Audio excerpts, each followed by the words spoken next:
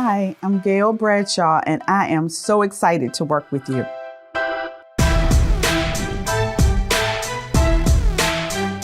I actually worked for HUD for 41 and a half years. I have always liked everything about housing, the financial side of housing, renovation.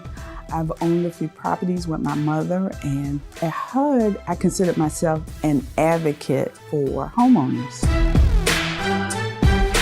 My main goal is, because I do like housing, rather than helping people maintain their homes, is to help them to find a new house. So my focus is going to be to help the sellers and the buyers understand the market, because the market is always changing, always shifting, and I think they need someone there to help them through the process.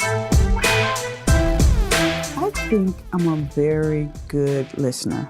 And sometimes it's not always what they say that you have to hone into, because the husband could be saying one thing and the wife could be saying something different. So you really have to listen and ask questions. So listening and communicating and just being there for people when they need you to be there.